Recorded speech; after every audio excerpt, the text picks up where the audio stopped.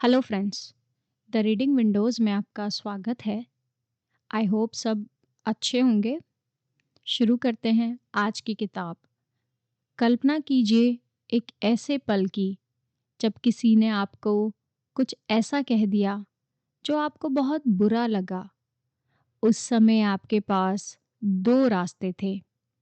या तो आप तुरंत गुस्से में जवाब देते या थोड़ी देर रुककर सिचुएशन को समझकर और शांत होकर रिएक्शन देते। हम सब अपनी ज़िंदगी में ऐसे पलों से गुज़रते रहते हैं। कभी हम अपनी भावनाओं को संभाल लेते हैं और कभी हमारी भावनाएं हमें संभाल लेती हैं। यही फ़र्क तय करता है कि हमारे रिलेशनशिप्स कैसे होंगे, हमारे फैसले कितने समझदारी से भरे होंगे और हमारी ज़िंदगी कितनी बैलेंस होगी। अब एक और स्थिति को सोचिए। दो लोग हैं, दोनों बहुत इंटेलिजेंट हैं, दोनों में अच्छी पढ़ाई की बातें होती हैं और दोनों के पास नॉलेज है।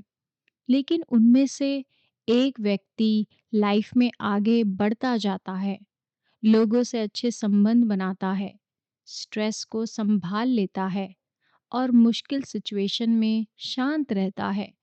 वहीं दूसरा व्यक्ति छोटी-छोटी बातों पर गुस्सा हो जाता है, लोगों से टकरा जाता है और कई बार अपने ही इमोशंस के कारण गलत फैसले ले लेता है। अब सवाल यह है दोस्तों, जब दोनों की इंटेलिजेंस लगभग सेम है, तो उनकी ज़िंदगी के रिजल्ट्स इतने अलग क्यों हैं? इसी गहरे सवाल का जवाब देती है यह किताब इमोशनल इंटेलिजेंस, जिसे लिखा है राइटर डैनियल गोलमैन ने। इस किताब ने पूरी दुनिया में लोगों को समझाया कि लाइफ में सिर्फ आईक्यू यानी इंटेलिजेंस ही सब कुछ नहीं होती, बल्कि सफलता और खुशहाल जीवन से ईक्यू यानी इमोशनल इंटेलिजेंस भी उतना ज़रूरी है। हम अक्सर बचपन में सुनते रहते हैं कि अगर हम पढ़ाई में अच्छे होंगे तो ज़्यादा नॉलेज हासिल करेंगे और एग्ज़ाम में अच्छे मार्क्स लाएंगे तो हम लाइफ में सफल हो पाएंगे। लेकिन ऑथर बताते हैं कि लाइफ में सिर्फ आईक्यू काफ़ी नहीं होता। बहुत से लोग जिनका आईक्यू हाई होता है, वे रिलेशनशिप, स्ट्रेस और इमोशंस को मैनेज करने में स्ट्रगल करते हैं।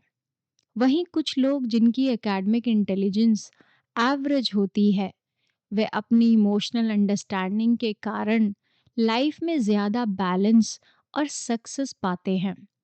यही कारण है कि इमोशनल इंटेलिजेंस आज की दुनिया में एक बहुत इम्पॉर्टेंट स्किल मानी जाती है। इमोशनल इंटेलिजेंस का मतलब है अपने इमोशंस को पहचानना, उन्हें समझना और उन्हें सही तरीके से मैनेज करना। साथ ही यह एबिलिटी भी हमें कि हम दूसरों की इमोशंस को समझ सकें और उनके साथ बेहतर तरीके से कनेक्ट कर सकें। ऑथर बताते हैं कि इमोशनल इंटेलिजेंस के 5 कंपोनेंट होते हैं। पहला है सेल्फ अवेयरनेस। सेल्फ अवेयरनेस का मतलब है अपने इमोशंस को पहचानना और समझना। कई बार हम सिचुएशन में बहुत गुस्सा कर देते हैं या दुख फील करते हैं, लेकिन हमें यह समझ नहीं आता कि ऐसा क्यों हो रहा है। सेल्फ अवेयरनेस हमें अपने इमोशंस की जड़ तक जाने में मदद करते हैं। जब कोई व्यक्ति सेल्फ अवेयर होता है, तो वह अपने बिहेवियर और रिएक्शन को बेहतर तरीके से समझ पाता है। उसे यह पता होता है कि कौन सी सिचुएशन उसे ट्रिगर करती है और कौन सी चीज़ें उसे मोटिवेट करती हैं। यह अवेयरनेस उसे अपने डिसीजंस को ज़्यादा कॉन्शियसली लेने में हेल्प करती है। दूसरा एलिमेंट है सेल्फ रेगुलेशन। इसका मतलब है अपने इमोशंस को कंट्रोल करना और उन्हें कंस्ट्रक्टिव तरीके से हैंडल करना। इसका मतलब नहीं है कि हमें अपने इमोशंस को दबाना चाहिए, बल्कि इसका मतलब है कि हम अपने इमोशंस को समझकर उसे सही डायरेक्शन में ले जाकर यूज़ करना सीखें। जब कोई व्यक्ति सेल्फ रेगुलेशन में अच्छा होता है, तो वह इम्पल्सिव रिएक्शन से बच पाता है। वह गुस्से में तुरंत प्रतिक्रिया नहीं देता, बल्कि थोड़ा रुककर सोचता है और फिर रिएक्शन देता है। इससे उसके रिलेशनशिप भी बेहतर होते हैं और उसके डिसीजन भी ज़्यादा बैलेंस होते हैं। तीसरा कंपोनेंट है मोटिवेशन। इमोशनल इंटेलिजेंस वाले लोग अक्सर इंटरनल मोटिवेशन से ड्रिवन होते हैं। वे सिर्फ पैसे, स्टेटस, रिवॉर्ड के लिए काम नहीं करते, बल्कि उनके अंदर सीखने और आगे बढ़ने की जेन्युइनली इच्छा होती है। ऐसे लोग फेलियर से टूटते नहीं हैं, बल्कि उन्हें लर्निंग अपॉर्चुनिटी की तरह देखते रहते हैं। वे सेटबैक्स के बावजूद अपने गोल की तरफ आगे बढ़ते रहते हैं और यही क्वालिटी उन्हें लॉन्ग टर्म सक्सेस की तरफ लेकर जाती है। चौथा एलिमेंट है एम्पैथी। एम्पैथी का मतलब है दूसरों के इमोशंस को समझने की एबिलिटी। यह सिर्फ सिंपैथी से अलग है।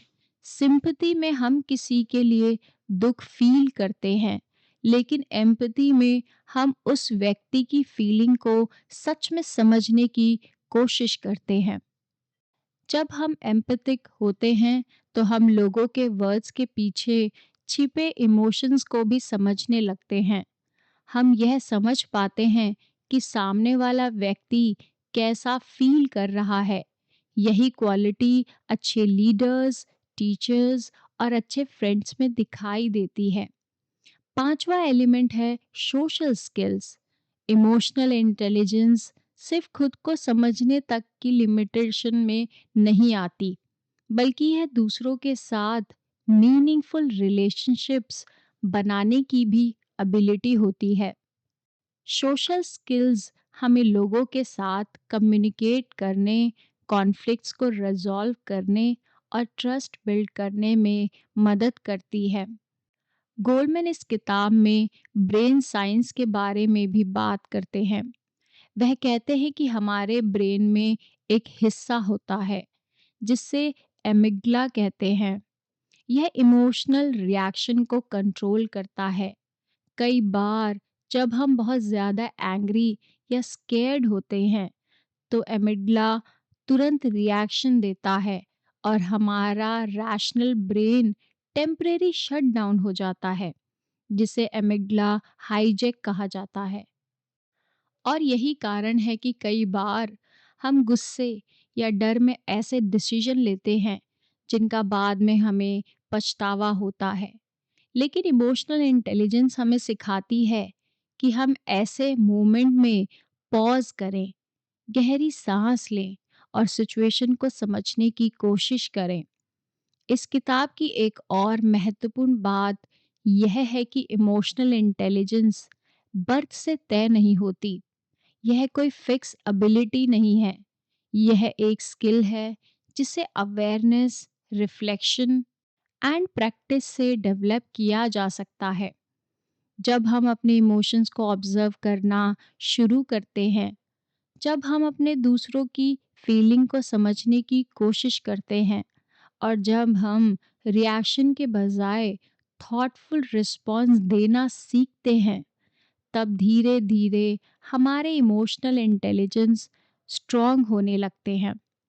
ऑथर कहते हैं कि भविष्य में दुनिया इमोशनल इंटेलिजेंस और भी गहरी हो जाएगी, क्योंकि टेक्नोलॉजी, इंफॉर्मेशन और नॉलेज तो बहुत लोगों के पास होगी, लेकिन लोगों को समझने की एबिलिटी हर किसी के पास नहीं होगी। इस किताब की यह महत्वपूर्ण सीख है कि जीवन में सिर्फ यह मायने नहीं रखता कि हम कितना जानते हैं, बल्कि यह भी मायने रखता है कि हम अपने इमोशंस और रिश्तों को कितनी समझदारी से संभालते हैं। कई बार एक हार्ड वर्ड किसी का दिल तोड़ सकता है और कई बार एक अंडरस्टैंडिंग जेस्चर किसी की पूरी लाइफ को चेंज कर सकता है। और यही इमोशनल इंटेलिजेंस की असली ताकत है। अब एक पल के लिए अपनी ज़िंदगी के बारे में सोचिए। कितनी बार ऐसा हुआ है कि गुस्से में कई गई बातें एक रिलेशनशिप नहीं बल्कि कई रिश्तों को नुकसान पहुंचाया होगा। और कितनी बार किसी की एम्पैथी ने एक मुश्किल सिचुएशन को आसान बना दिया था। यही इस किताब का मैसेज है। जब हम अपने इमोशंस को समझना सीखते हैं, तब हम सिर्फ बेहतर डिसीजन नहीं लेते बल्कि बेहतर इंसान भी बनते हैं। क्योंकि असली इंटेलिजेंस सिर्फ यह नहीं है कि हम कितना जानते हैं, बल्कि यह भी है कि हम अपने दिल और दूसरों के दिल को कितना समझते हैं। और शायद इसी वजह से इमोशनल इंटेलिजेंस सिर्फ सक्सेस की स्किल नहीं है, बल्कि यह एक ऐसी एबिलिटी है जो हमारे रिलेशनशिप, हैप्पीनेस और पूरी ज़िंदगी को बेहतर बना सकती है। Thank you everyone.